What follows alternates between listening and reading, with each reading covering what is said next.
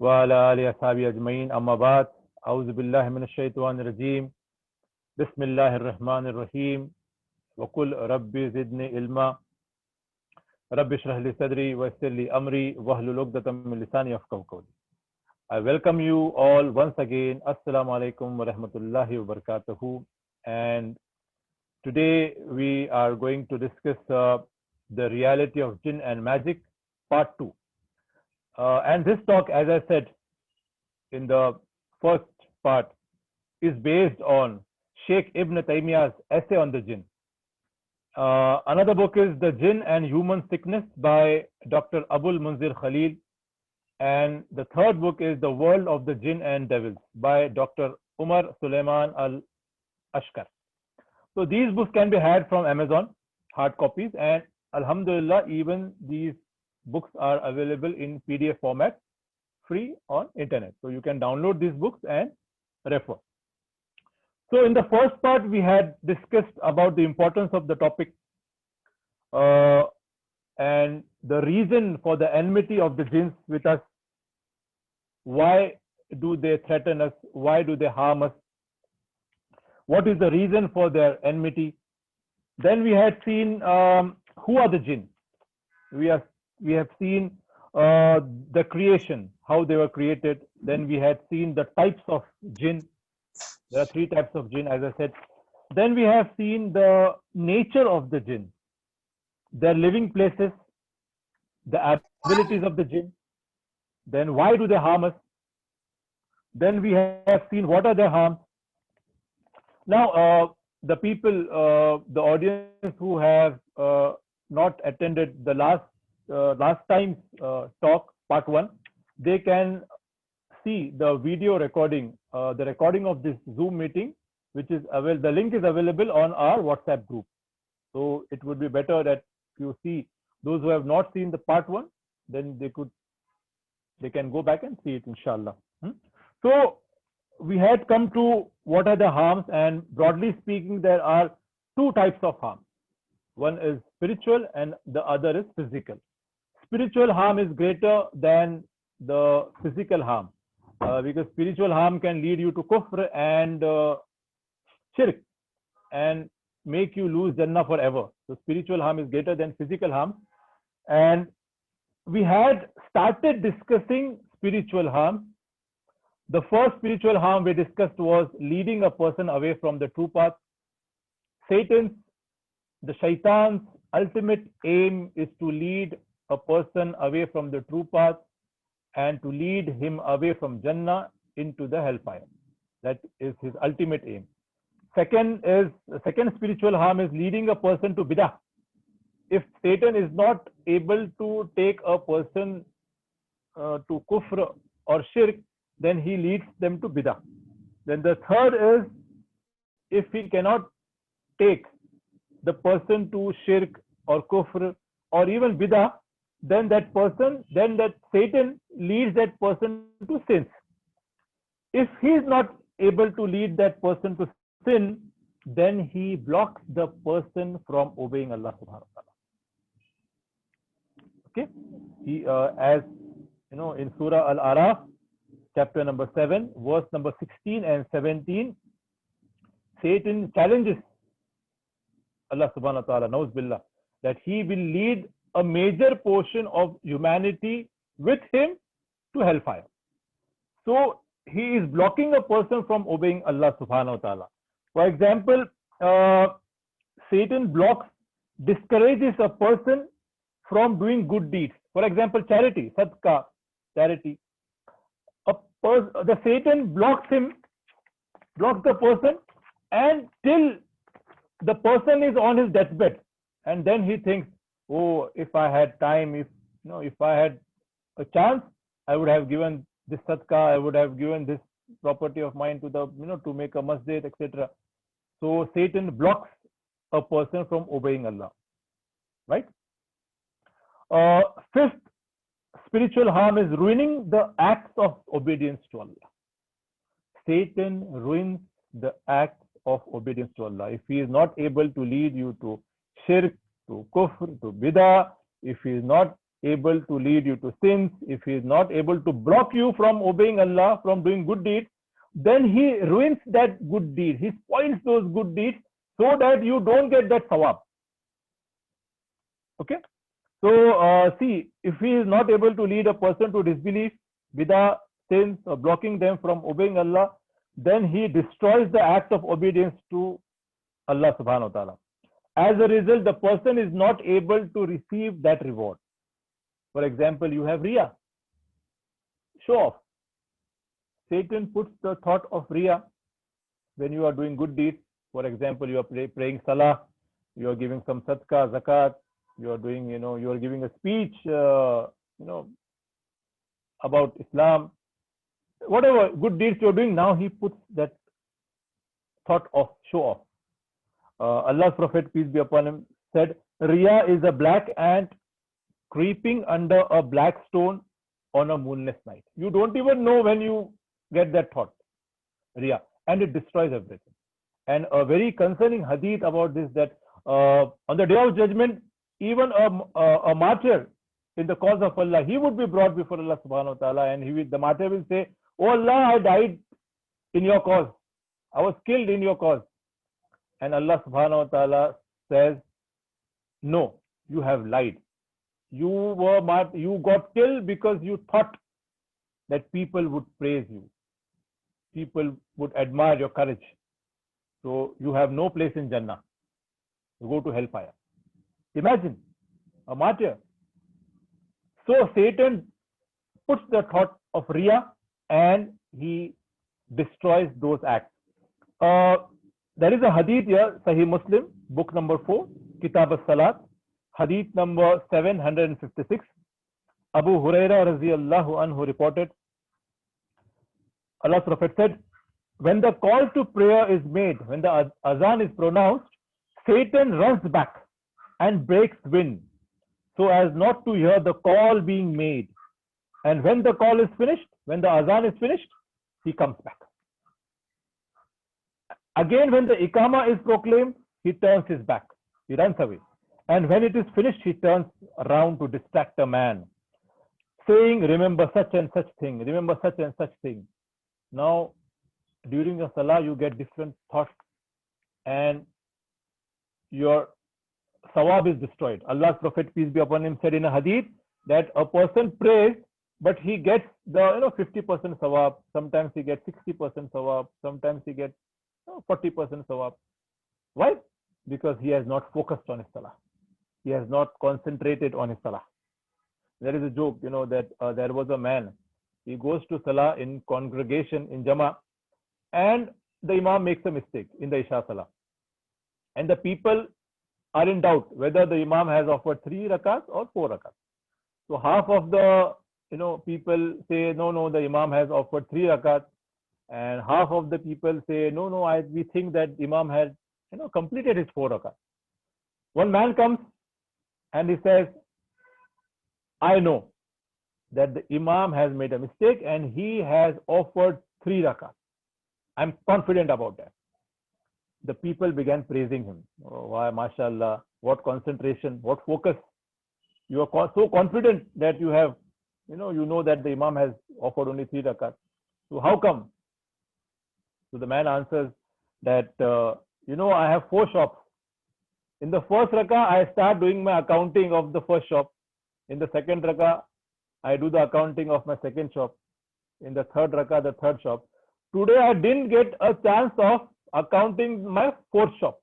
So I'm sure that the Imam has offered 3 rakahs. So this happens when you offer salah and you get different thoughts. This is because of Satan especially appointed for destroying your salah.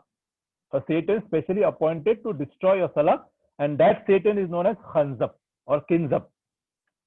It is mentioned in Sahih al-Muslim, hadith number 2203. Allah's Prophet said that is a shaitan called Khanzab. So if you feel his presence, seek refuge with Allah and blow a mist, nafasa, to your left 3 times.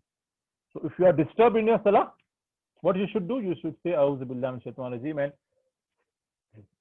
blow a mist, nafasa, 3 times. Okay, so this is the instruction of Allah's Prophet. So see how Satan is always after you. Satan is always after you.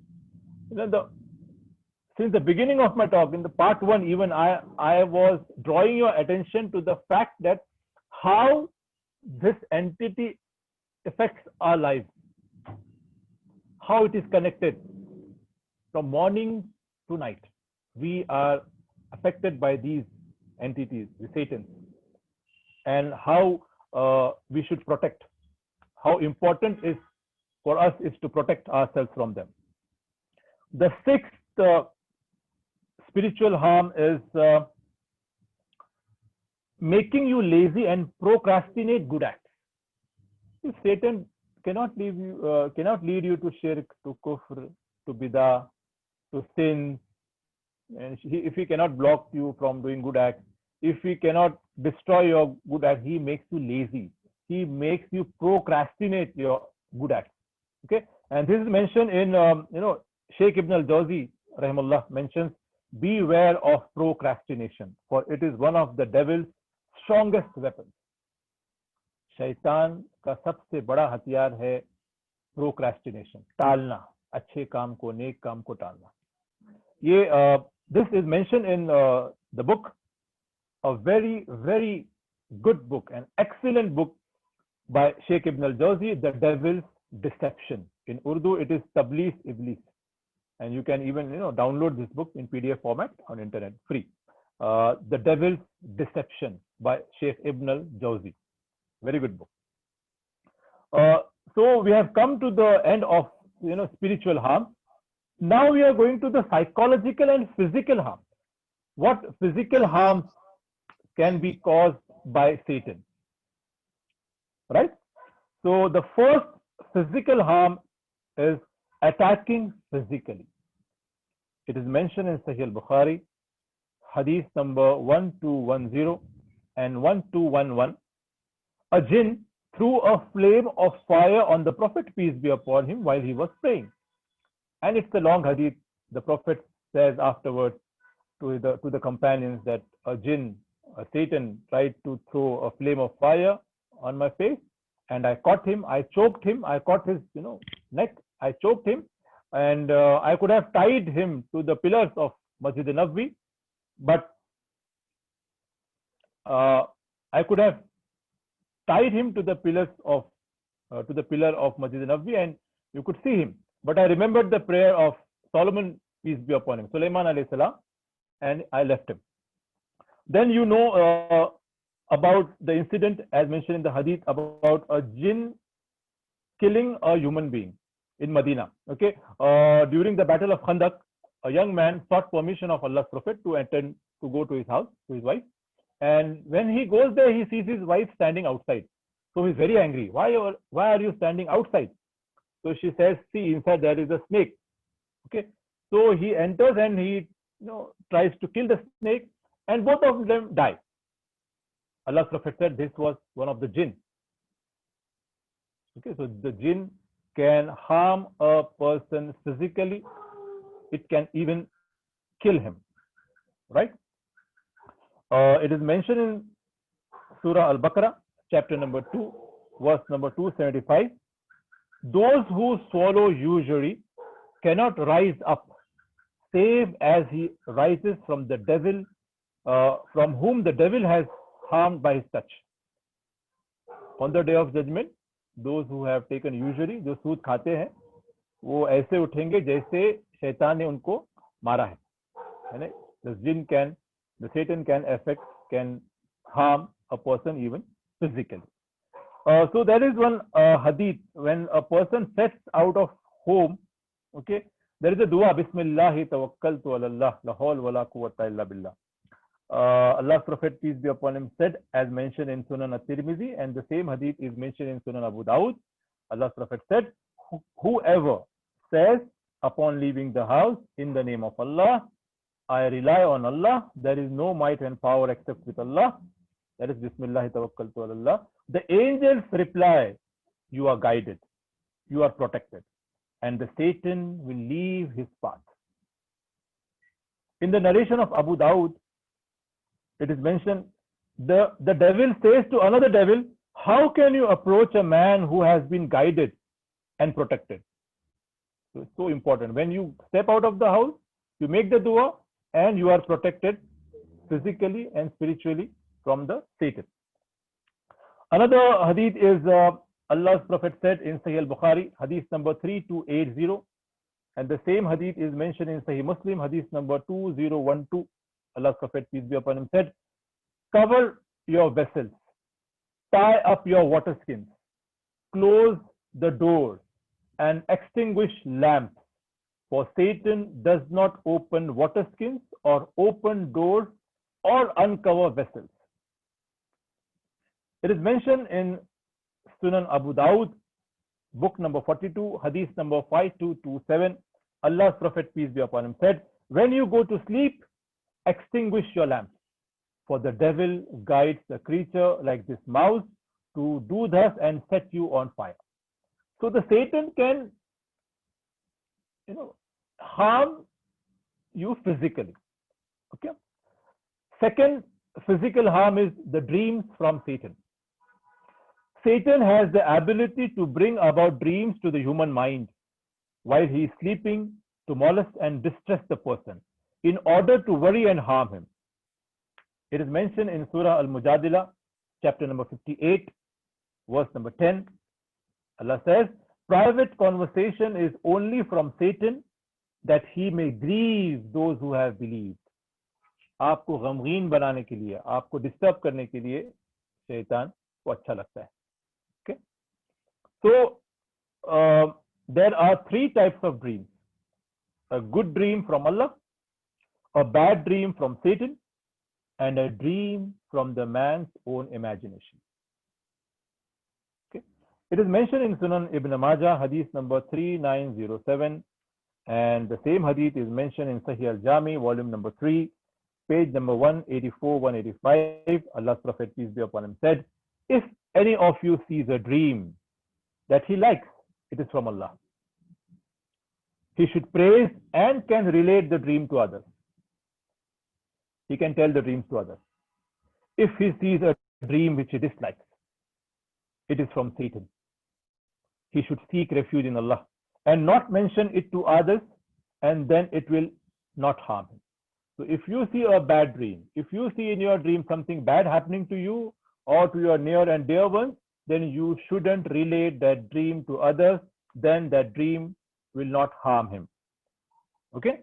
So, sometimes you suffer from nightmare. आप डर के उड़ जाते हो. तो अल्लाह के रसूल का क्या हुक्म है?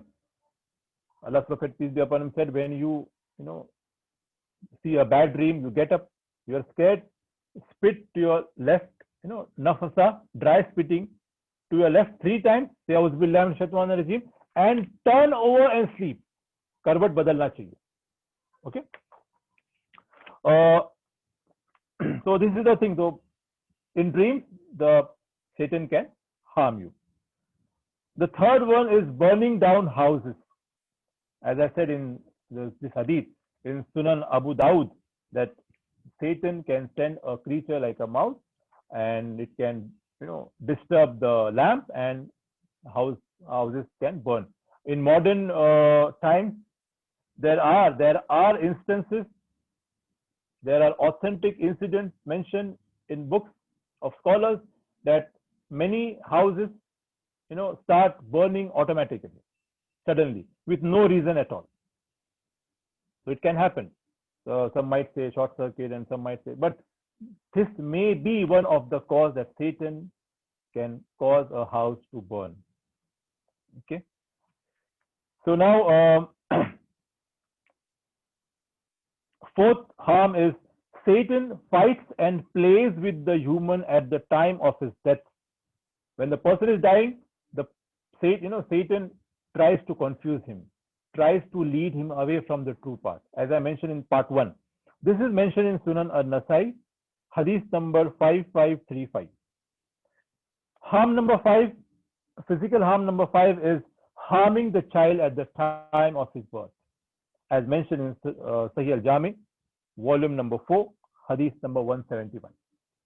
So, Satan pricks the child who is born, and the child starts crying. This is the harm Satan can, the physical harm Satan can do to a human being. Sixth is plague. There are authentic hadiths which where Allah's Prophet has mentioned that the plagues are the pricks of Satan. Plagues can be caused by Satan. Then various skin diseases and other diseases can be caused by shaitan. Okay, as the hadith says that if a person is sleeping till after Fajr, then Satan urinates in his ears. So scholars say that many unknown diseases, many diseases that have no reason, doctors cannot know the reason. For example, tumors are caused by Satan urinating in the ears of people. How he does that? Allah knows that. Allah knows that. But there are physical harm. This is a physical harm. Many diseases are caused by Satan, especially skin diseases. As mentioned in Surah Sad, chapter number 38, verse number 41, Allah says, and make mention of our servant Ayub, when he cried unto his Lord, lo, the devil does affect me with distress and torment. मुझे शैतान ने परेशान किया है. और अय्यूब अलैहि सलाम को क्या हुआ था? He had skin disease. So I'm not saying that all the skin diseases are because of Satan. So we have to keep in mind, we have to approach the subject objectively, that this can be one of the reasons. We have to keep that aspect always in our mind. So Satan can cause skin diseases. It can, according to scholars, it can cause cancers. It can cause psychological diseases. Many cases of depression. It may be, have a medical cause, but many a times the depressions and the person who commits suicide, these are caused by Satan interfering with their minds.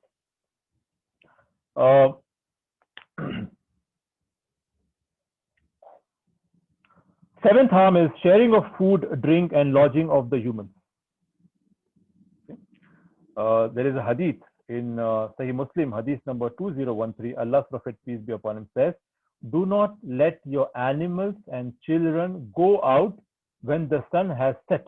When Maghrib begins, take your children inside, take your animals inside, until the first part of the night is over, until the time of Isha starts. For the devils come out when the sun sets, until the first part of the night is over. So when Maghrib begins, the express instruction of the Prophet, peace be upon him, that we should take our young children inside our home, not even on the balconies, on the galleries, on the terrace. No, you have to take your children inside your house. The explanation is at the time of Maghrib. The time of Maghrib is the time when the Satan spread out. वो फैल जाते हैं. And it may be, very easily they can enter a child who is exposed, who is standing outside his house and standing in a certain place, and the jinn can possess that child. So Allah's Prophet's instructions. So you have to take your child inside your home when Maghrib begins. Another is the prolonged blood flow in women. That was a Sahabiya, a female companion of the Prophet, peace be upon him, comes to the Prophet and says that I have prolonged blood flow, I can't pray. I'm confused. So Allah's Prophet says, calculate the days and start praying. Because it is not the normal menstruation, it is the devil's kick that prolongs the blood flow. This is mentioned in Sahih al-Bukhari, hadith number 128. Allah's Prophet said, it is the devil's kick that prolongs the blood flow in women. So see how Satan harms a person physically. As I said, seventh is sharing of food, drink, and lodging of humans.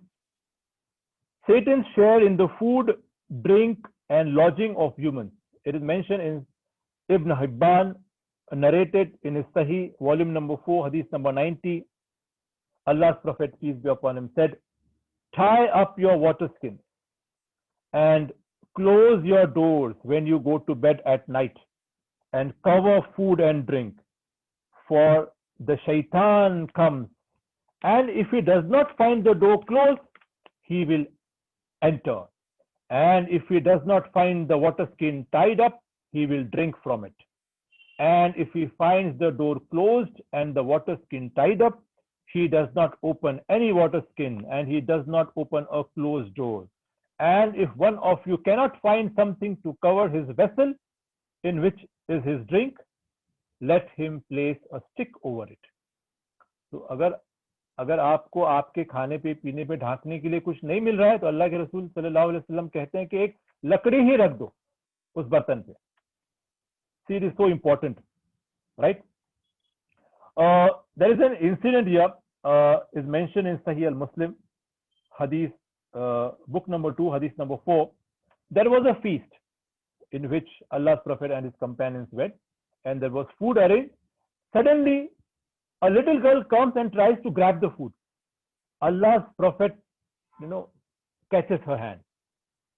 After some time, a Bedouin, a strange man, comes and tries to grab the food. Again, Allah's Prophet grabs his hand. And Allah's Prophet says that Satan sent these people to start eating food without Bismillah so that it becomes available to them. But I caught them.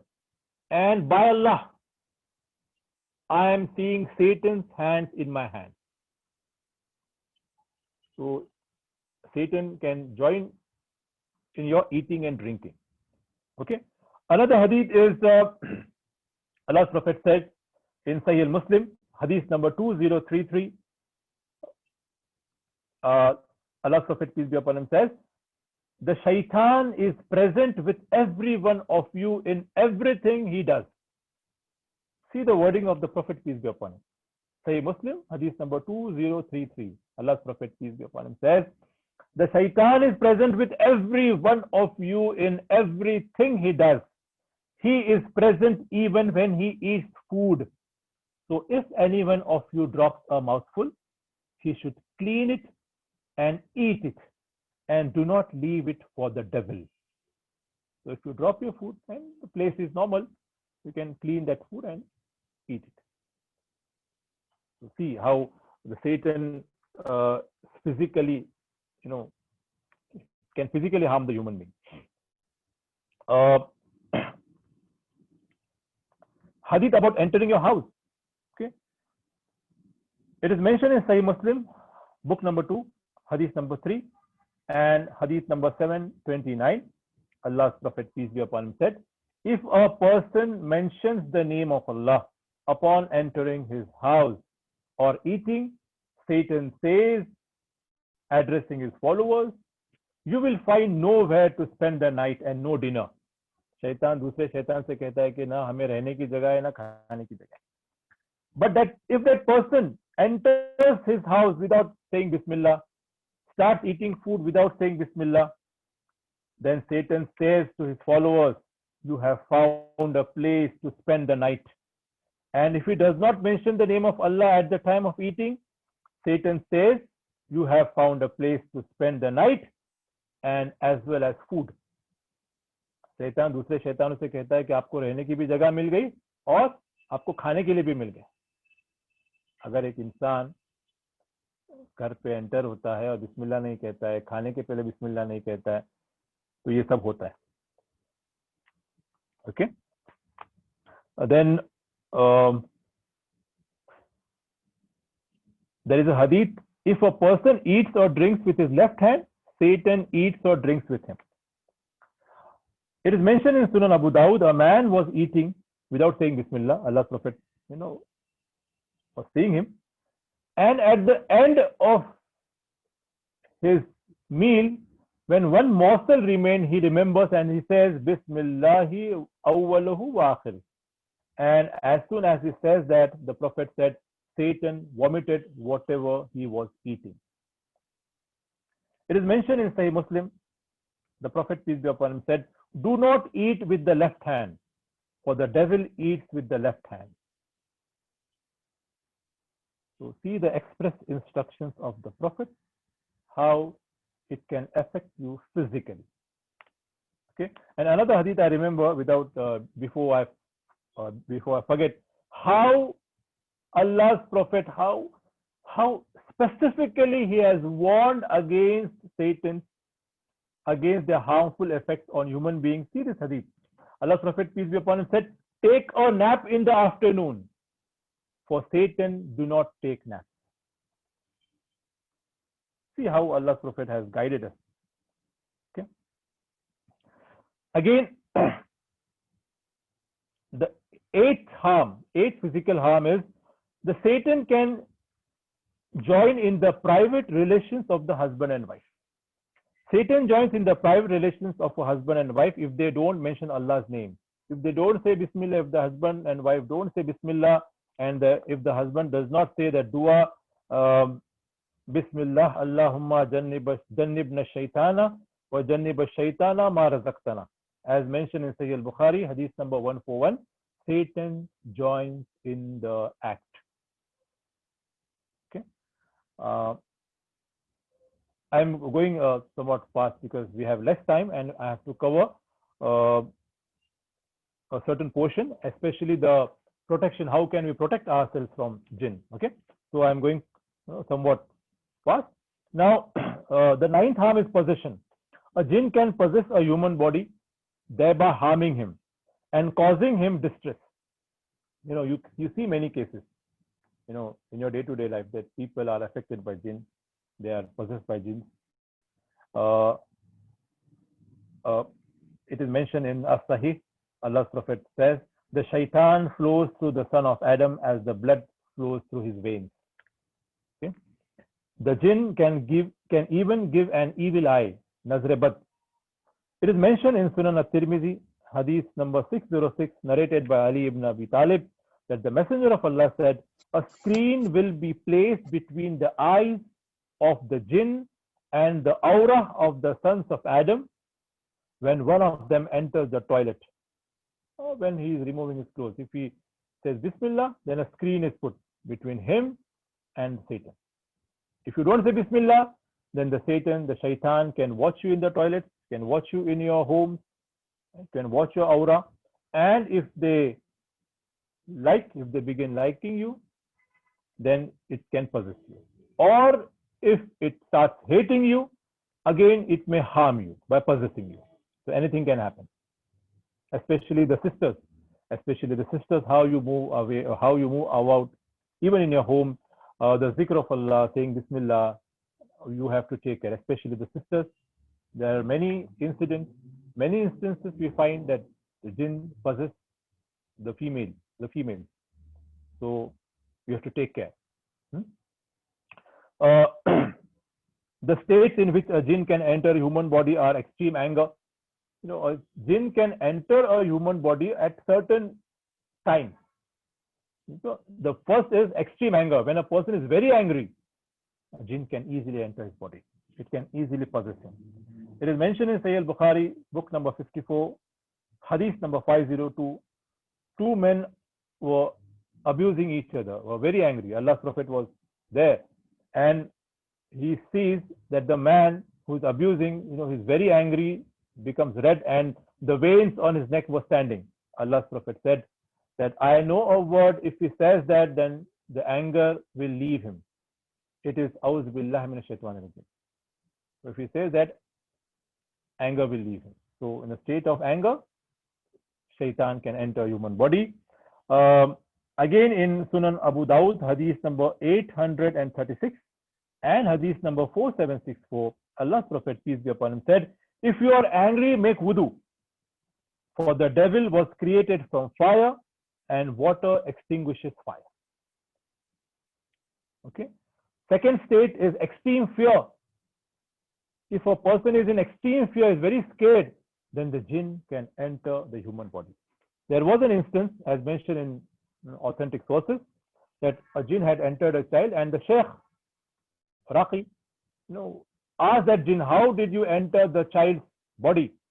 And the jinn replied, the child had made some mischief, and his father, just to reprimand him, just to punish him, he locked him in the room. The father locked the child in a room to punish him. And the child got so scared, and that was the time when I entered that child. So you don't have to take these, do all these things to our children. There are, very common doing pranks and locking children or switching the light off and covering ourselves with a black cloth and teasing children. You don't have to do pranks. It is not advised in Islam. Pranks वगैरह करना, डराना, मजे लेना, ये इस्लाम में advisable बिल्कुल नहीं है. इसकी बहुत बड़ी कीमत चुकानी पड़ सकती है. Okay? And there are, if you see, there are horror movies. Today, people are fond of horror movies. And if you see, one of my friends was telling about the horror movies becoming so common. He said that the Netflix series, many films are horror movies. People are enjoying horror movies. Why? What is fun in a horror? It is unadvisable in Islam. आपको इतना शौक है तो शायद आपको ऐसा ही वक्त आ सकता है कि असलियत में भी आपके साथ वैसा हो. क्यों आप ऐसा करते हो? क्यों हॉरर मूवीज देखने का शौक है, हॉरर ये सब? आप ऐसा चाहोगे, ऐसी कोशिश करोगे तो शायद आपको आपके असली जिंदगी में भी ये फेस करना पड़ेगा. तो ये हॉरर मूवीज वगैरह को अवॉइड करना चाहिए, देखना ही नहीं चाहिए. फिर the third state a jinn can enter is excessive heedlessness. अस्कार नहीं है, नमाज नहीं पढ़ रहा है, बिस्मिल्लाह नहीं कह रहा है और म्यूजिक सुन रहा है दिन भर. आज आप म्यूजिक कॉमन है, म्यूजिक लगाते हैं, ईयरफोन्स में म्यूजिक सुनते बैठते हैं, music music music. heedlessness, carelessness. In that state, Satan can possess a human being. The fourth state is extreme passion. The time in which you are so much into your desire with your spouse, even with your spouse, or a person is watching pornography. If you are in the throes of extreme passion, Satan can enter a human body. That is why Allah's Prophet said, whenever you approach your spouse for intimate relations, say Bismillah and say the particular dua. So these are some of the states in which a jinn can enter a human body. Then the 10th harm, physical harm, is causing separation of husband and wife. This is very common. The jinn can cause separation between husband and wife and can cause disturbance in the family life. It is mentioned in Sahih Muslim, Hadith number 2813, Sheikh Ibn Taymiyyah's book Majmu al-Fatawa, volume number 19, page number 12. The hadith says, Iblis sets his throne on water. Iblis sets his throne on water, and he then sends detachments, he sends his troops, he sends Satan to cause dissensions, to cause fights. The nearer to him in rank are those who are the most notorious in creating dissension.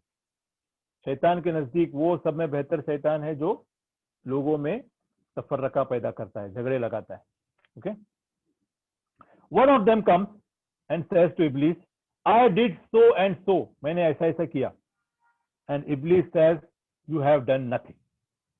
कुछ भी नहीं किया. Then one amongst them comes and says, एक शैतान आता है और कहता है, I did not spare so and so until I sowed the seed of discord between a husband and wife. एक शैतान आता है, इब्लिस से कहता है कि मैंने एक कपल के पीछे इतना लगा, इतना कंफ्यूज किया कि उन्होंने डिवोर्स ले लिया. शैतान कहता है, Iblis goes near him and says, you have done well. And then he embraces him. तो शैतान इब्लिस कहता है कि तुमने बेहतर काम किया और उसे गले लगाता है. इससे हमें यह भी पता चलता है कि फैमिली लाइफ, पेरेंटिंग कितना इंपॉर्टेंस है और फैमिली लाइफ कितना इंपॉर्टेंट है, हमारे बच्चों की तरबियत कितनी इंपॉर्टेंट है. क्योंकि जब मियाँ और बीवी अलग हो जाते हैं तो बच्चों की तरबियत नहीं हो पाती, सही से पेरेंटिंग नहीं हो पाती. तो कितना अहम है. तो family is a building block of the اما, اور یہ فیملی اگر بریک ہو گئی تو اما کے اوپر بھی اثر ہوتا ہے. تو see how this things comes about. Okay, جن can even cause enmity among families, people, friends, میں دشمنی ڈال دیتا ہے. In Surah Al-Baqarah, chapter number 2, verse number 102, when the origin of magic is mentioned, one of the first effects to be mentioned is separation of the husband and wife. تو magic جہاں پہ قرآن میں جو مینشن کیا گیا ہے سورہ بقرہ میں verse number 102, the most common effect is separation of husband and wife. Magic magicians بھی جو کرتے ہیں اس میں سب میں کامن, سب میں بڑا اثر ہے کہ میاں بیوی کو الگ کر دیتے ہیں. اور وہ ڈیٹیل ہے, وہ ایک الگ ٹاپک ہے, ہمارے پاس وقت نہیں ہے انشاءاللہ. I will go very fast. Then there is a qareen, the concept of qareen. There is a jinn with every human being. Allah has assigned a jinn. The Sahaba asked the Prophet, peace be upon him, even with you, O Prophet of Allah? The Prophet said, yes, but Allah has helped me against him. He is now Muslim. He does not advise me except good. Lekin, our qareens, every person has a jinn who inspires that person towards doing bad deeds. And this explains the phenomena of people explaining past life. پچھلے جنم کی باتیں کرتے ہیں, اور ہم دیکھتے ہیں کہ پچھلے جنم کی باتیں کرتے ہیں اور کچھ ایسا کہتے ہیں جو پاسبل نہیں ہے. The reason is qareen. The qareen of that person who has died long back, he comes and speaks through that person. Or he informs the magician, and the magician informs the people, and the people think, oh, پچھلے جنم کا بتا رہا ہے. So the reason is qareen. Okay. There are certain types of magic like seances, etc. This has become very common even in advanced country, even in the USA, UK. This has become very common. The magician arranges the meeting with the dead. Grandfather both yaad aa rahe. So the magician calls the qareen of that person, and he speaks, and the person thinks, mere grandfather ne mere se baat ki. So that is, all these things are there. Another is causes of black magic and evil eye. Black magic jo hota hai, one, black magic cannot be performed without the help of Satan. Satan causes black magic.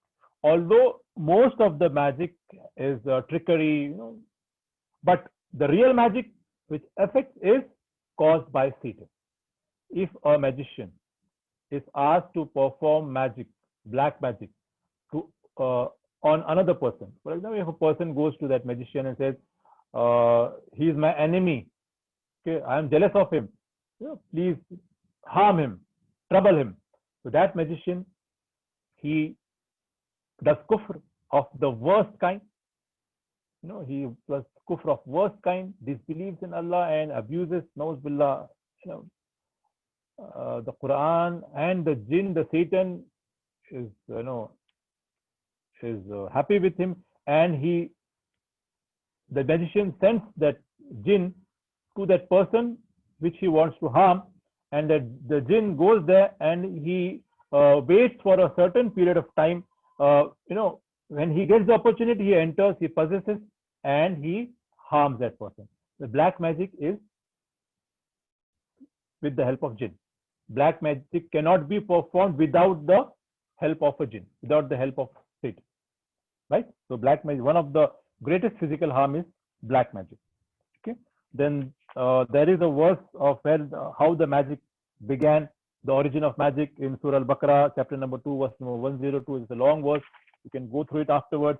Then there is an incident in Allah's Prophet's life, Sahih al-Bukhari, volume number 7, book number 71, hadith number 660, how a Jew performed the magic on Allah's Prophet, peace be upon him, and how Allah's Prophet sees a dream, and how he gets to know that the object of that magic in a certain well, and then he sends Ali Radhiyallahu anhu to get that object, and he, the Mu'azzatayn, the last two surahs of the Quran were revealed at that time. So now I am coming to the precaution and protection from the jinn's harm. Okay. The possession of jinn, there are different methods of removing the jinn. The authentic method is the prophetic method, the method as mentioned in the Quran and Sunnah. And you can refer Ustad Muhammad Tim Humble website, muhammadtim.com, or read books by Abu Amina Bilal Phillips, and the three books which I referred, you can go through that. So the prophetic method of removing the jinn. Okay. Then the thing I would like to share with you is prevention is better than cure. So why do you wait to get affected? Allah's Prophet has guided us about how you should take precaution against the jinn. For example, reciting Ayatul Kursi. Okay, when you go to sleep, or at daytime after every salah, Allah's Prophet has advised, recite Ayatul Kursi. It keeps the Satan away from you. And there is a big incident here. Abu Huraira Raziallahu anhu's life, he was appointed as a caretaker of the Baitul Mal, and how a Satan approaches, and the Satan says, the third time Abu Huraira catches him, the Satan says that, okay, if you recite Ayatul Kursi, Satan cannot harm you. Then Allah's Prophet said, "Oh Abu Huraira, yes, the Satan has told the truth, although he is a compulsive liar." So Ayatul Kursi is one of, you should make it a part of your day-to-day life. Reciting after every first salah, reciting at night, reciting whenever you get time, whenever you can recite Ayatul Kursi. Second method of precaution against the jinn is the morning and evening askar. Beautiful. So how much we can discuss about the importance of askar. Even if I'm not exaggerating, even if we speak the whole night about the importance of askar, it is not enough. Askar, make it a part of your life. One of the greatest means of protection against Satan, against jinn, is being persistent in making askar. Ibn al-Qayyim rahimahullah said, among the most effective divinely prescribed precautions for magic, indeed the only thing that works for the effects of the evil souls and warding of their effects can only be by means of that which opposes and resists them, that is dhikr. The stronger they are, the further they will spread. This is like the meeting of two armies. आप अस्कार पढ़ रहे हो, शैतान आपको harm करने का try कर रहा है, और आप अस्कार पढ़ रहे हो. So Ibn al-Qayyim says, this is like the meeting of the two armies, each of which has its equipment and weapons. Whichever of them overpowers the other and subdues it will emerge the victor. अगर आपके अस्कार strong है, आपके अस्कार वक्त पर पढ़े जा रहे हैं, तो आप जीत जाओगे, आपको कोई इफेक्ट नहीं होगा. Okay? So askar hai, kai Ayatul Kursi hai, the last 3 surahs of the Quran. Then there are certain du'as, A'udhu bi kalimatillahi tammati min sharri ma khalaq. Then A'udhu bi kalimatillahi tammati min kulli shaytanin muhammatin wa min kulli ainin lammatin. Then when you enter the washroom, you say Allahumma inni a'udhu bika min al-khubthi wal khaba'is. When stepping out of the house, you say Bismillah tawakkaltu ala Allah, la hawla wa la quwwata illa billah. When you enter home, you say Bismillah. When you change your clothes or remove your clothes, you say Bismillah. Before eating, say Bismillah. When evening comes, take your children inside your home. Okay. When you have to throw boiling water or stones, say Bismillah and throw, because unintentionally you can harm a shaitan, a jinn who is sitting there, and you throw boiling water for some purpose, and it may take revenge. It may harm you. If you say Bismillah and throw, you will not be harmed. Especially for the sisters, when you throw boiling water in your kitchen, anywhere, say Bismillah and throw. Or the best is start with Bismillah. When you start cooking, say Bismillah and start. That's the best. Then keep your homes clean. Your beds should be clean. Children, babies, they urinate, they defecate on, bed, mattresses, and, careless. No, you have to keep your bed clean, your mattress clean, your house is clean, right? Because Satans are attracted by dirt, filth. So you have to keep your houses clean. Okay. Ustad Muhammad Tim Hanbal is authentic, Salafi Sheikh Iraqi, an expert in this field. You can refer the website muhammadstim.com. He's a Salafi scholar, and he has guided us a very simple thing. Okay, he says that during his recent visit to Sheikh Adil ibn Tahir, he noticed that there are many askar, there are many ways, prophetic methods to protect ourselves from jinn and Satan. But people tend to forget. If you tell so many things, people tend to forget, and the people become lazy, and the shaitan can approach that person even in that state of heedlessness. So he has prepared a simple format of protection against the jinn and Satan. Okay, so he says that I have compiled a list of simple things that everyone can do easily to protect themselves from Satan. Okay, he says that the dua and zikr have etiquettes that must be observed. Whenever you say the dua, whenever you say the askar, it should be from your heart. It should be not like, you are looking here and then and you're reciting the dua. No, it should be from your heart. Allah does not answer the prayers of a heedless heart. So you have to be focused on what you say. It's very important. And the simple things are, first is saying Bismillah. Okay. When to say? When you enter the house, before eating, removing your clothes, whenever you do anything, you say Bismillah. How it protects you? Number one, the shaitan is refused permission to stay in your house or to eat your food. Second is reciting the last 3 surahs of the Quran, Surah Al-Ikhlas, Surah Al-Falaq, Surah An-Nas. When to say? 3 times in the morning after Fajr and 3 times in the evening after Asr. How it protects you? Allah's Prophet said, they will suffice you against every single thing. Har cheez se aapko protection milegi. Third thing is reciting Ayat al-Kursi.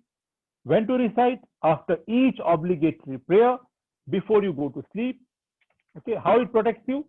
There will be nothing between you and paradise except death. If you recite Ayat al-Kursi after every first salah, there will be nothing between you and paradise except death. And Allah will send a protector to protect you against everything, and the shaitan will not approach you. Okay. The fourth is the dua for entering the toilet. Bismillah, Allahumma inni a'udhu bika min al-khubusi wal khaba'is. When to say? When you are about to enter the toilet. It will protect you from the evil female and male jinns inside the toilet. Okay. Fifth is the dua for leaving the house. Bismillah tawakkaltu ala Allah. When to say? When you leave the house. And I have explained this dua. The sixth is the dua for setting foot in a new place. A'udhu bi kalimatillahi tammati min sharri ma khalaq. When you get down from your car, when you go to a certain house, when you visit a hotel, always keep on reciting A'udhu bi kalimatillahi tammati min sharri ma khalaq. Okay. How it will help you? Nothing will harm you until you leave. आपको कोई नुकसान नहीं पहुंच सकता. The seventh is, and this is my favorite dua. This is my favorite dua. Reciting this 3 times after Fajr and 3 times after Asr. If you recite this dua, then nothing will harm you. If you recite in the morning, nothing will harm you for the whole day. If you recite it after Asr, nothing will harm you for the whole night. The dua is Bismillahillazi la yazurru ma'asmi shay'un fil arzi wa la fis samai wa huwa as-sami'ul alim. And there is a very interesting incident about this dua, about the son of Uthman radiyallahu anhu, which I have, we don't have time to discuss that incident. It's a very beautiful dua. My favorite, and it should be everybody's favorite. Recite this dua. Make a part of your life. Okay.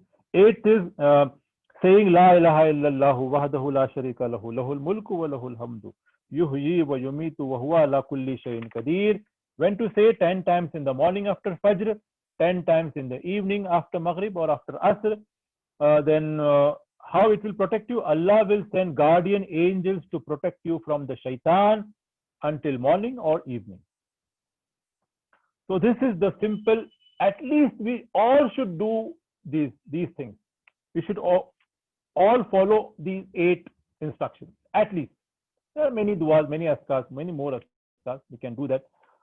So we have come to the end of this talk, but not the topic. Many things can be said about this subject. As even hours and hours, if we speak together, it will not be enough. So the thing is, I would like to draw your attention again to the importance of this topic. And many people, unfortunately, are not serious about this topic. They don't even care. They don't even think about it. Although this subject affects your life from when you get up in the morning, throughout the day, when you sleep, and even when you are sleeping. Even when you are sleeping, Satan comes and tries 3 knots.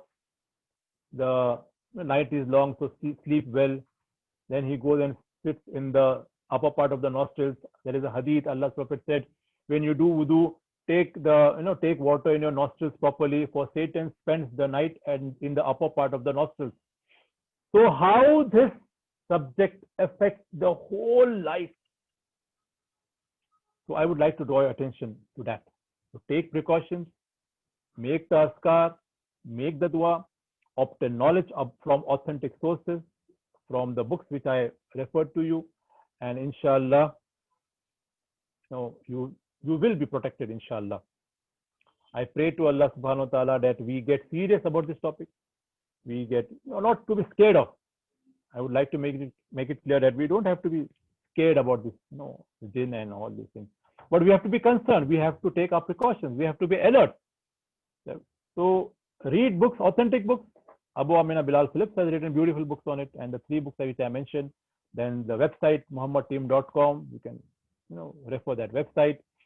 So, and even Yasir al-Qazi, Sheikh Yasir al-Qazi, even he has spoken about on this topic. So search authentic sources, read authentic books, obtain knowledge, share the knowledge with your children, with your friends. Okay, and inshallah seek the help and protection of Allah subhanahu wa ta'ala. So I pray to Allah subhanahu wa ta'ala that he makes us serious about this topic, that he grants his protection to us in all the spheres of our life, and he makes us enter Jannah comfortably, inshallah. So I would like to end my talk.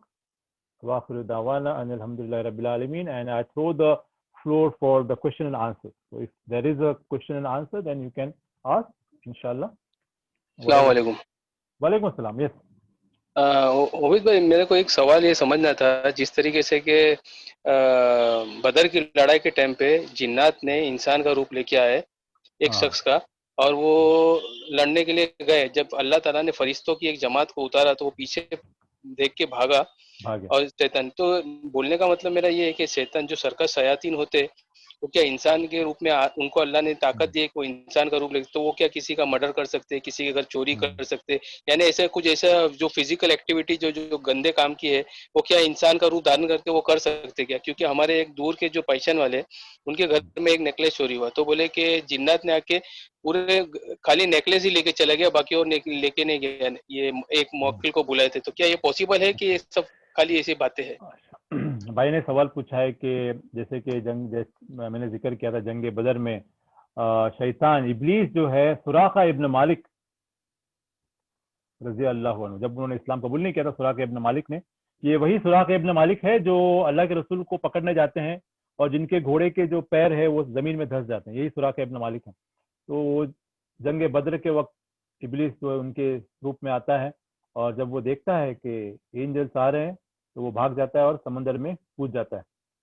तो इंसान, जैसे कि part 1 में ये हुआ है, topic deal हुआ है ये सब्जेक्ट, और शैतान जो है इंसान का रूप ले सकते हैं, जानवरों का रूप ले सकते हैं, and he can physically harm. And about that thing that certain things are being robbed, thefts are taking place, and can a jinn? Yes, according to what I have listened to authentic scholars, the speeches, the jinns can do that. If the house is unprotected, if the persons residing in the house, अगर वो घर में रहने वाले लोग जो हैं वो अस्कार नहीं पढ़ते हैं, नमाज से दूर हैं, अकीदा सही नहीं है, तो ऐसे इंसिडेंट्स जो है हो सकते हैं. जैसे कि हमने कुरान में जिक्र है सुलेमान अलैहिस्सलाम जब कहते हैं कि वो क्वीन बिल्किस का जो थ्रोन है मुझे लेके आना, तो एक शैतान इफरीत कहते हैं ना ऑफर करता है और एक जिन जो है वो जाके लेके आता है. तो they have the Allah has granted them powers and it is quite possible that these things can happen, but we have to take care that not all the incidents are these type of incidents, maybe or may not be, but we have to keep in mind that these things are possible. I hope that answers the question.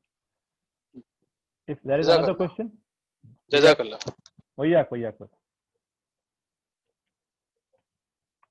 कोई और अगर सवाल है? अस्सलाम वालेकुम brother. वालेकुम. हाँ brother, ये हमजात क्या होते हैं? हमजात वही हमजात बहन ने सवाल किया कि हमजात क्या होते हैं.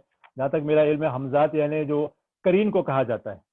करीन जो है हर इंसान के साथ एक जिन लगा हुआ है जो इंसान को बुराई की तरफ इंस्पायर करता है, इसीलिए हमको बुरे काम करना आसान होता है. यानी फजर के वक्त सोना हमको आसान लगता है, म्यूजिक सुनना हमें आसान लगता है, हमें कुछ किसी को छेड़ना, किसी को गाली देना, किसी को कुछ भी बुरा काम करने आप देखिए आपको आसान लगता है. मुश्किल फजर को जल्दी उठना मुश्किल लगता है, फिल्में नहीं देखना लोगों को मुश्किल लगता है, म्यूजिक नहीं सुनना अवॉइड करना मुश्किल लगता है, गलत चीजें नहीं देखना मुश्किल लगता है. क्यों?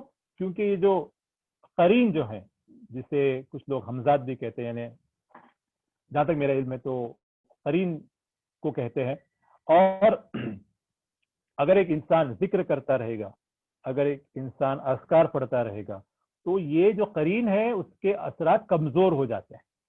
वो आपको ज्यादा आपको बुराई की तरफ इंस्पायर नहीं कर सकता.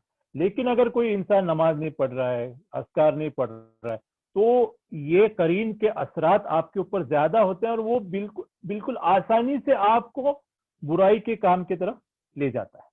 और अक्सर जो है मैजिशियंस जो हैं, जादूगर जो है, इन करीन का इस्तेमाल करते हैं. जैसे कि इंसान मर जाता है लेकिन करीन बाकी है, तो ऐसे करीन का इस्तेमाल करके जो है जादूगर जो है कुछ जादू करते हैं या फिर कुछ ऐसे करिश्मे दिखाने की कोशिश करते हैं, जाहिर करते हैं कि उन्होंने there are certain magic sciences and necromancy जिसको कहते हैं, ये आम है, ये फॉरेन कंट्रीज में, इंडिया में भी आम. नेक्रोमेंसी यानी कांटेक्ट विद द डेड, जो मर चुके हैं उनके साथ कांटेक्ट. और मैजिशियन जो है ऐसे करीन को बुला के वो लोगों को उसकी बातें सुनाता है.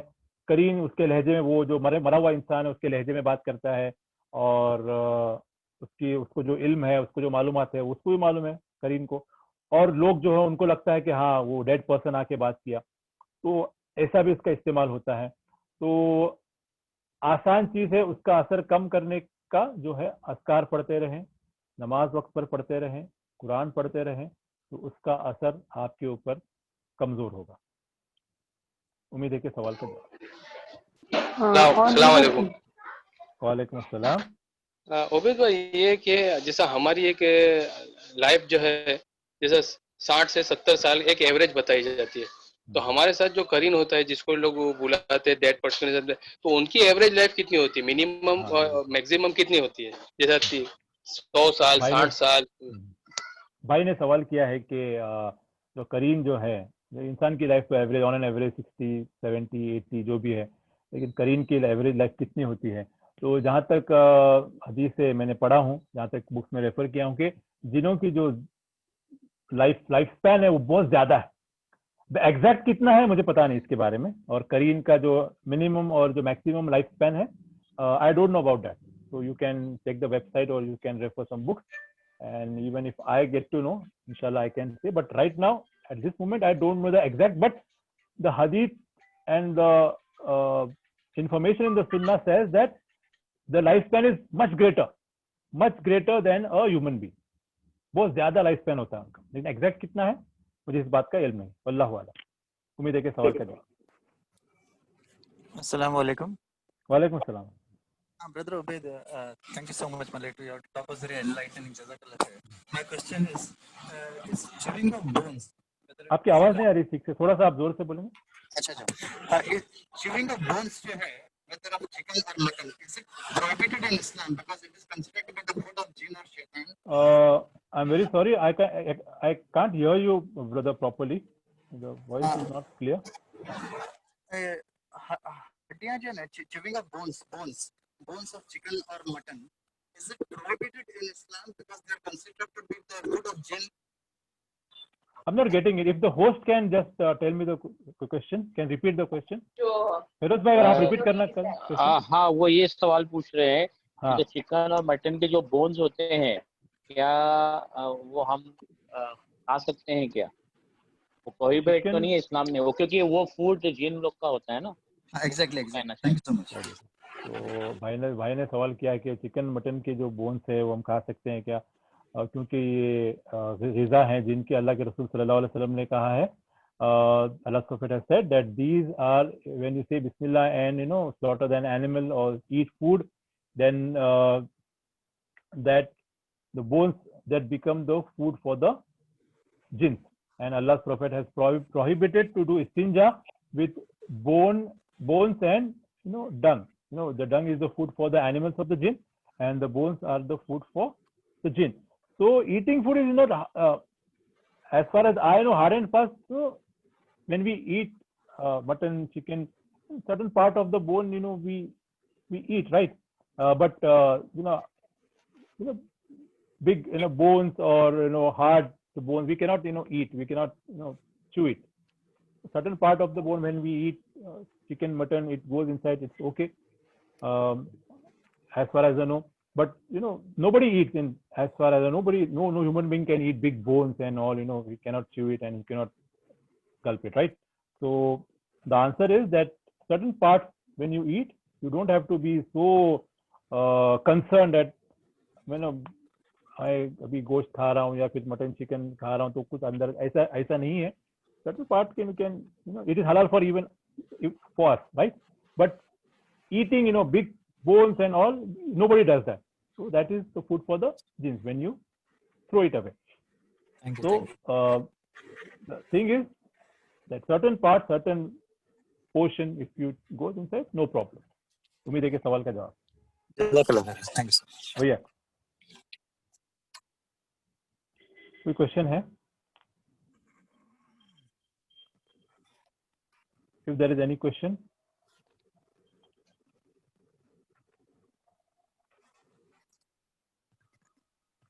अस्सलाम वालेकुम ब्रदर. वालेकुम सलाम. ब्रदर आपने कहा कि वो सुलेमान अलैहिस्सलाम की कुछ दुआ हो शैतान को याद आई, तो वो कौन सी दुआ है? वो इंसिडेंट ऐसा है, बहन ने सवाल पूछा है कि जो सुलेमान अलैहिस्सलाम का जो इंसिडेंट है, वो इंसिडेंट यहाँ पे है कि अल्लाह के रसूल सल्लल्लाहु अलैहि वसल्लम एक बार नमाज पढ़ा रहे थे और कुछ एक जिन जो है एक आग उनके चेहरे पे फेंकने की कोशिश करता है और अल्लाह के रसूल सल्लल्लाहु अलैहि वसल्लम उसे पकड़ते हैं. द वर्ड्स इन द हदीस are Allah's Prophet catches his neck and he is about to choke him. Allah's Prophet remembers the dua. अल्लाह के रसूल को वो दुआ याद आती है सुलेमान अलैहिस्सलाम की, जहाँ पे सुलेमान अलैहिस्सलाम ने दुआ की थी और ये दुआ का जिक्र कुरान में है. सुलेमान अलैहिस्सलाम ने दुआ की थी कि ए अल्लाह मुझे ऐसी ताकत देना, ऐसी हुकूमत देना कि मेरे बाद किसी और को ना देना.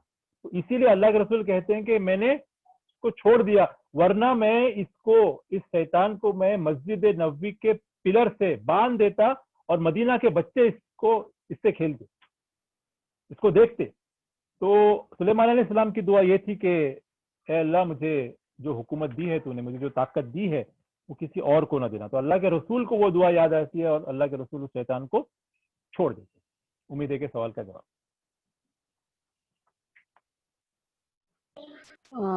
ब्रदर हम बोलते हैं कि लेफ्ट हैंड से शैतान खाता है, मगर कोई लोग ऐसे लेफ्ट ही रहते हैं, तो फिर उनके लिए क्या है? उनको यानी राइट हैंड से वो खा ही नहीं सकते. سسٹر نے سوال پوچھا ہے کہ کچھ لوگ نیچرلی لیفٹ ہینڈیڈ ہوتے ہیں, لیفٹ لکھتے ہیں, تو وہ ایک الگ بات ہے. لیکن جہاں تک بیسک چیزیں ہیں جیسے کھانے پینے کی, یعنی کھاتے ہیں پیتے ہیں تو رائٹ ہینڈ استعمال کرنا چاہیے, پھر استنجا کرتے ہیں تو لیفٹ ہینڈ استعمال کرنا چاہیے, پھر اگر ہم شرٹ پہنتے ہیں تو پہلے رائٹ, اللہ کے رسول صلی اللہ علیہ وسلم کہتے ہیں کہ کپڑے پہنتے تو پہلے رائٹ سے پہنو, اور جب کپڑے نکالتے ہیں تو لیفٹ سائڈ سے نکالو. جوتا پہنتے ہیں تو پہلے رائٹ پہنو. تو یہ جو بیسک انسٹرکشن ہے وہ ہر آدمی کو, ہر انسان کو کرنا چاہیے, چاہے وہ لیفٹ ہینڈیڈ ہی کیوں نہ ہو. لیفٹ ہینڈیڈ یعنی وہ اکثر جو میجورٹی کام ہے وہ لیفٹ ہینڈ سے, مطلب لیفٹ ہینڈ سے لکھتا ہے, وزن جو اٹھاتا ہے زیادہ وہ لیفٹ ہینڈ سے اٹھاتا ہے, اشارے جو کرتا ہے وہ لیفٹ ہینڈ سے کرتا ہے. جیسے ہمارا رائٹ ہینڈ جو ہے وہ ڈومیننٹ ہوتا ہے, یعنی زیادہ وزن اٹھانے والا رائٹ ہینڈ ہوتا ہے, لکھتے ہم رائٹ ہینڈ سے ہیں, اشارے ہم رائٹ ہینڈ سے کرتے ہیں, تو وہ چل جائے گا. لیفٹ ہینڈیڈ اگر ہے تو کوئی پرابلم نہیں ہے. لیکن جو بیسک جو چیزیں ہیں کھانے کی معاملے میں وہ لیفٹ ہینڈیڈ آپ دیکھیں گے کہ لیفٹ ہینڈیڈ پرسن بھی ہو اگر وہ مسلم ہے تو وہ رائٹ ہینڈ سے کھائے گا. لیفٹ ہینڈیڈ پرسن اگر لیفٹی ہے تو وہ لیفٹ ہینڈ سے نہیں کھائے گا, وہ رائٹ ہینڈ سے ہی کھائے گا. تو جو فنڈامنٹل جو چیزیں ہیں, بیسک جو چیزیں ہیں رائٹ ہینڈ سے کرنے کی, اللہ کے رسول کو جو حکم ہے وہ کرنا چاہیے. اور نارملی جو لیفٹ ہینڈیڈ لوگ ہیں, لیفٹ ہینڈ سے لکھتے ہیں وغیرہ, وہ بالکل الاؤڈ ہے, بالکل چلتا ہے, اس کے بارے میں کوئی پرابلم نہیں ہے. امید ہے کہ سوال کا جواب. بردر ایک سوال ہے. السلام علیکم. وعلیکم السلام. یہ جیسے کوئی برابر خواب میں ڈرتا رہتا ہے, اکثر جیسے خواب میں ڈر جاتے ہیں, تو کیا اس میں بھی شیطانیت ہوتی ہے؟ شیطان کا کچھ صفات ہوتا ہے؟ بہن نے سوال کیا ہے کہ اکثر جو خواب میں جو انسان ڈرتا ہے تو کیا اس میں شیطانیت شامل ہوتی, کہ شیطان اس میں اس کا ہاتھ ہے. تو میں نے جیسے میں حدیث میں میرے ٹاک میں نے کہا کہ there are 3 types of dreams, one is from Allah, the bad dream is from Satan. تو شیطان کے پاس یہ ایبلٹی ہے کہ آپ کے دماغ میں خواب ڈالے, آپ کو خواب دکھائے, آپ کو ڈرائے, آپ کو غمگین کرے, آپ کو پریشان کرے.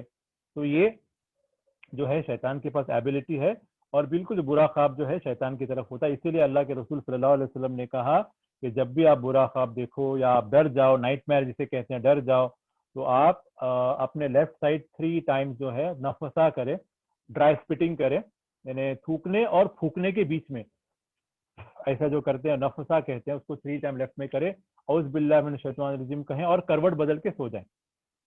تو یہ جو بالکل پاسبل ہے. اور اگر یہ بار بار اگر ہو رہا ہے تو it can be a sign of position of جن, بیکاز جن اگر سایہ ہے, جن کا اگر پوزیس کیا ہے, تو یہ جو خواب ہے زیادہ اکثر دیکھنے کو ملے, وہ انسان زیادہ دیکھتا ہے, اکثر دیکھتا ہے, شاید وہ روزانہ بھی دیکھ لے, تو ایک سائن ہے کہ ہی از پوزیسڈ بائی جن. تو ایسے خواب سے بچنے کے لیے اللہ کے رسول صلی اللہ علیہ وسلم نے جو کہا ہے, پہلی بات تو ہے رات میں سوتے وقت جو ہے دعائیں پڑھ کے سونا چاہیے, آیت الکرسی 3 کل پڑھ کے سونا چاہیے. پھر جو ہے اگر پھر بھی ایسا ہوتا ہے تو آپ جو ہے نفسا کر سکتے ہیں اور اعوذ باللہ من الشیطان الرجیم پڑھ کے کروٹ بدل کے سو سکتے ہیں.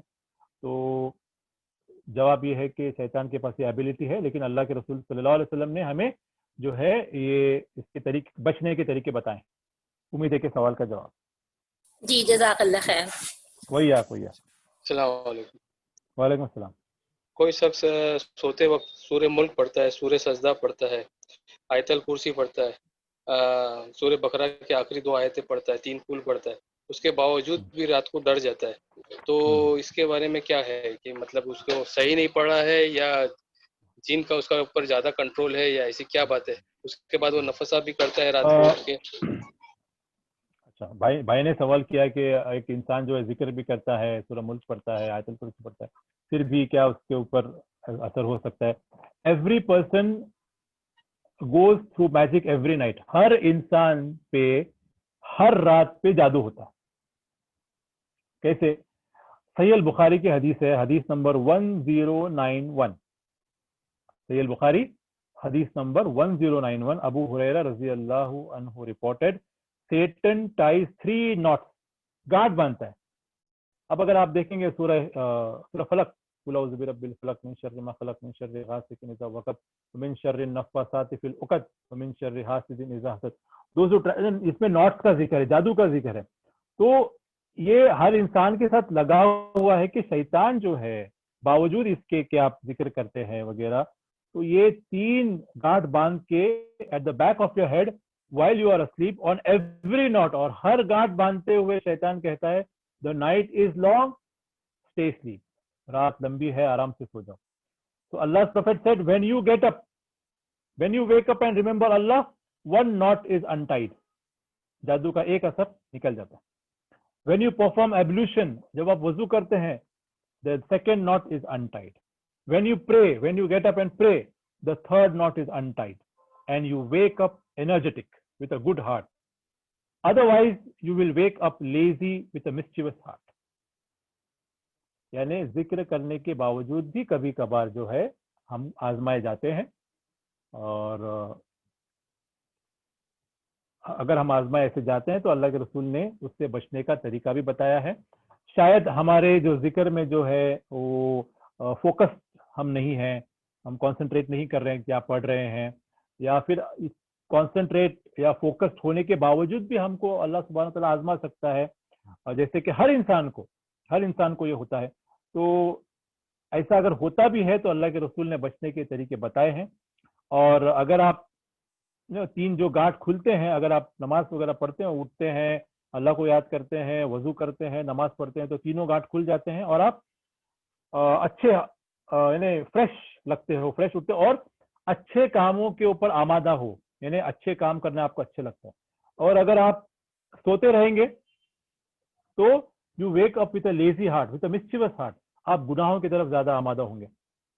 कि अल्लाह के रसूल सल्लल्लाहु अलैहि वसल्लम ने ये कहा कि if a person sleep till after फज्र, Satan urinates in his year.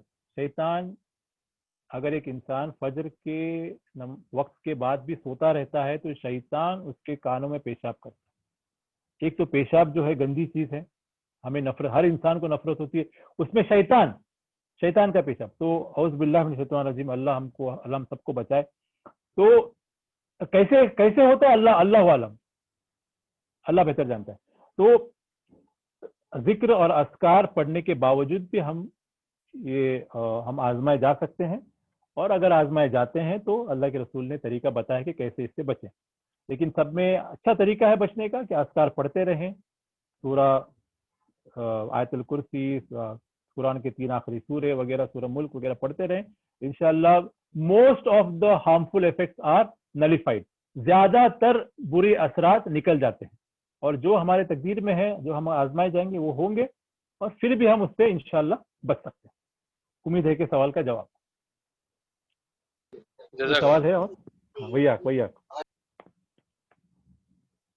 अस्सलाम वालेकुम ब्रदर. वालेकुम सलाम. अस्सलाम वालेकुम ब्रदर. वालेकुम सलाम रहमतुल्लाह. ब्रदर, कोई जानवर ऐसे होते, बिल्ली या खासकर बिल्ली, उसको हम डराएं तो वो डरती नहीं है, तो क्या ऐसे समझना चाहिए कि उसमें जिन है होगा शायद? अल्लाह के रसूल, बहन ने सवाल किया है कि कोई जानवर है, बिल्ली वगैरह, जो अगर डराते हैं तो डरते नहीं है, तो क्या हम समझ सकते हैं कि इसके अंदर जिन है? तो अल्लाह के रसूल सल्लल्लाहु अलैहि वसल्लम ने हदीस में साफ तौर पे कहा है कि जिन जो हैं दूसरे का रूप ले सकते हैं, इंसान का रूप ले सकते हैं, जानवरों का रूप ले सकते हैं, और अक्सर जो है कुत्ते और गधे का रूप लेते हैं. और कुत्तों में ब्लैक डॉग, काला कुत्ता, अल्लाह के रसूल ने कहा black dog with a white spot on his chest, तो ये अक्सर वो रूप लेते हैं. और जो है आप जब गधे की आवाज सुनो तो कहो औज़ बिल्लाहि मिनश शैतानिर रजीम, क्योंकि उसने शैतान को देखा है. जब आप एक मुर्गे को बांग देते सुनो तो कहो, तो आप दुआ मांगिए कि सुभान अल्लाह, क्योंकि उसने एक एंजल को देखा है, एक फरिश्ते को देखा है. तो जानवर का रूप जो है शैतान लेते हैं, अक्सर इन जानवरों को रूप लेते हैं. सांप है, कुत्ता है, गधा है, बिल्ली भी है. और अक्सर जो काले रंग के जो जानवर होते हैं, बिकॉज शैतान को जो काला रंग सूट होता है, तो ले सकते हैं. और जैसे कि आपने कहा कि अगर किसी जानवर को हम डरा रहे, नहीं डर रहे, तो इसमें शैतान है या नहीं, हो भी सकता है, नहीं भी हो सकता. ऐसा नहीं कह सकते कि अगर जानवर डर रहा नहीं है, शायद वो जानवर के दिल में नेचुरली डर नहीं है इंसान का, शायद उसको आदत है, तो ऐसा भी हो सकता है. तो हम कह नहीं सकते 100% के इसमें शैतान है, लेकिन हमें प्रोटेक्शन मांगना चाहिए, प्रोटेक्शन अपने आप से अस्कार वगैरह पढ़ना चाहिए, اور یہ بات دھیان میں رکھنا چاہیے کہ جانوروں میں بھی شیطان ہو سکتے ہیں، لیکن جیسے کہ آپ نے کہا کہ ڈرانے کے بعد بھی اگر جانور نہیں بھاگ رہا ہے، نہیں جا رہا ہے، تو شاید ہو سکتا ہے، اور ایسا نہیں ہے کہ 100% ہونا ہی چاہیے، نہیں بھی ہو سکتا ہے، ہو بھی سکتا ہے، لیکن ہمارا کام ہے کہ ہم اذکار پڑھتے رہیں اور پروٹیکشن اللہ سے پروٹیکشن مانگتے رہیں اور سیف رہیں۔ امید ہے کہ سوال کا جواب۔ السلام علیکم۔ وعلیکم السلام ورحمۃ اللہ۔ پچھلے درس میں آپ نے بتایا کہ جب بچہ پیدا ہوتا ہے تو شیطان اس کو کچوٹے لگاتا ہے اور وہ روتا ہے، لیکن کبھی کبھی ایسا ہوتا ہے کہ کچھ بچے ولادت کے ٹائم نہیں روتے، تو سسٹرز ان کو مارتے ہیں کہ وہ بریتھ نہیں کر پاتے ہیں یا ایسے، تو یہ ایک مجھے جاننا تھا۔ اور دوسرا یہ کہ جب ایک انسان پیدا ہوتا ہے تو اس کے ساتھ ایک جن پیدا ہوتا ہے، تو کیا ایک فرشتہ بھی پیدا ہوتا ہے؟ بہن نے 2 سوال کیے ہیں۔ پہلا سوال ہے کہ about that hadith where whenever a child is born, Satan pricks that child except Isa alayhi salam and his mother Maryam alayhi salam، ان 2 بچوں کو چھوڑ کے، کیونکہ مریم علیہ السلام کی ماں نے دعا کی تھی اللہ سے، اور اس دعا کا ذکر قرآن میں ہے، اور اللہ کے رسول صلی اللہ علیہ وسلم کہتے ہیں کہ ہر بچے کو جو ہے شیطان پرک کرتا ہے، چبھاتا ہے اور اس سے روتے ہیں۔ تو بہن نے سوال کیا کہ جو بچے نہیں روتے تو نرس مارتے ہیں، تو میڈیکل کاز کا یہ کہ وہ بچے جو ہے سانس لے نہیں پاتے، تو سانس جب وہ روتا ہے تب وہ جو ہے پروسیس شروع ہوتا ہے۔ لیکن یہ بات جیسے کہ ہمیں اللہ کے رسول صلی اللہ علیہ وسلم نے حدیث میں بتائی ہے کہ شیطان پرک کرتا ہے، تو کرتا ہے، کیسے کرتا ہے، کس طریقے سے کرتا ہے، اللہ عالم، لیکن یہ ایک پروسیس ہے جو نرس جو مارتے ہیں، وہ سانس جب روتا ہے تو بچہ جو ہے سانس لینا اسٹارٹ کرتا ہے، تو اس پروسیس کا نرس کا مارنا یہ بات حق ہے کہ ہوتا ہے، جب بچہ جو سانس نہیں لے رہا ہے تو اس کو کچھ پیٹھ پہ مارتے ہیں تب تاکہ وہ سانس لے۔ تو یہ پروسیس اور شیطان کا جو پرک کرنا ہے، اس میں دونوں کا کنیکشن نہیں ہے، یہ ایک میڈیکل پروسیس ہے، ایک ہے تو وہ کرتے ہیں، اور شیطان جو ہے پرک کرتا، اللہ کے رسول صلی اللہ علیہ وسلم نے کہا ہے تو ہمیں ماننا ہے کہ پرک کرتا ہے شیطان، تو کیسے کرتا ہے، کیا کرتا ہے، اللہ عالم، لیکن یہ دونوں پروسیس کا کوئی سمبند نہیں ہے۔ نرس جو مارتے ہیں وہ میڈیکل کاز کے لیے ہے، اور جو شیطان جو پرک کرتا ہے یہ اللہ کے رسول صلی اللہ علیہ وسلم نے ہمیں حدیث میں صاف طور پہ بتایا، یہ دونوں پروسیس الگ ہیں۔ امید ہے کہ سوال کا جواب ہے۔ اور دوسرا سوال آپ نے جو کیا وہ کیا سوال تھا وہ؟ جی وہ ایک جن پیدا ہوتا ہے تو کیا ایک فرشتہ بھی پیدا ہوتا ہے؟ اللہ کے رسول صلی اللہ علیہ وسلم نے حدیث میں کہا ہے کہ ایک جن لگا ہوا ہے۔ اب وہ جن جب انسان پیدا ہوتا ہے، جن پیدا ہوتا ہے، ایسے نہیں ہے، الفاظ جو ہیں اللہ نے لگایا ہے جن، ایک انسان جب ہر انسان کے ساتھ ایک جن لگا ہوا ہے جو اس کو برے کاموں کی طرف لے جاتا ہے۔ اور ایک دوسرے آتھینٹک حدیث میں اللہ کے رسول صلی اللہ علیہ وسلم نے فرمایا ہے کہ ایک فرشتہ بھی ہوتا ہے جو اسے اچھے کاموں کے لیے انسپائر کرتا ہے۔ ایک حدیث میں یہ بھی ہے کہ جن بھی ہے اور ایک فرشتہ بھی ہے جو وہ انسان کو اچھے کاموں کے لیے انسپائر کرتا ہے۔ اگر وہ انسان نماز پڑھتا رہے، اس کا عقیدہ صحیح ہے، وضو میں رہے، اکثر وضو میں رہے، اذکار پڑھتا رہے، تو وہ اینجل، وہ فرشتے کے اثرات وہ انسان پر زیادہ ہوں گے، گناہ سے دور رہے گا۔ لیکن اگر ایک انسان نماز نہیں پڑھتا ہے، اذکار نہیں پڑھتا ہے، ناپاکی کی حالت میں رہتا ہے، تو وہ جن کے اثرات اس انسان پہ زیادہ رہیں گے۔ تو یہ حدیث میں ہے، یہ دونوں چیزیں ہیں، جن بھی ہے اور ایک فرشتہ بھی ہے۔ امید ہے کہ سوال کا جواب ہے۔ السلام علیکم ورحمۃ اللہ وبرکاتہ۔ وعلیکم السلام ورحمۃ اللہ۔ بردر، اگر کوئی بیمار ہے تو اس کو مطلب یہ کیسے ہم پتہ چلے کہ یہ بیماری ہے یا نظر ہے یا جن کا اثر ہے، کس طرح سے مطلب بہن نے سوال کیا ہے کہ اگر کوئی بیمار ہے تو ہم کیسے پتہ کر سکتے ہیں کہ یہ سچ میں بیمار ہے یا نظر بد ہے یا پھر جن کا اثر ہے؟ تو یہ تینوں ایسپیکٹ ہمیں دماغ میں رکھنا چاہیے۔ جب بھی انسان بیمار ہوتا ہے تو اس کا یہ مطلب نہیں ہے کہ اس کو جن کا اثر ہے یا پھر اس کو نظر بد لگی ہے، ایسا مطلب نہیں ہے۔ وہ میڈیکل کاز بھی ہو سکتا ہے، 100% میڈیکل کاز بھی ہو سکتا ہے، لیکن کئی بار ایسا ہوتا ہے کہ میڈیکل کاز نہیں ہوتا، نظر بد کاز ہوتی ہے یا جن کے اثرات بھی کاز ہوتے ہیں۔ یہ ہمیں دماغ میں رکھنا چاہیے۔ اور اگر میڈیکل ٹریٹمنٹ کے باوجود اگر رسپانس نہیں مل رہا ہے پیشنٹ کا تو ہمیں ان باتوں پہ بھی دھیان دینا چاہیے, اس ایسپیکٹ سے بھی سوچنا چاہیے, اس کیا کہتے ہیں اس ویو پوائنٹ سے بھی سوچنا چاہیے, اور ویسے بھی علاج کرنا چاہیے. مثال کے طور پہ نظر بد اگر میڈیکل ٹریٹمنٹ دینے کے باوجود ٹھیک نہیں ہو رہا ہے, رسپانس نہیں مل رہا ہے ٹھیک سے, تو نظر بد کا جو نظر بد کی جو دعائیں ہیں, رقیہ ہے, وہ کر سکتے ہیں. اگر آپ کو لگتا ہے کہ اثر ہے تو آپ پھر رقیہ اذکار پڑھ سکتے ہیں, یا پھر ایک آتھینٹک راقی عالم جو ہے ان کے پاس لے کے جا سکتے ہیں. تو یہ ایسپیکٹ سے بھی سوچنا چاہیے, یہ اینگل سے بھی سوچنا چاہیے.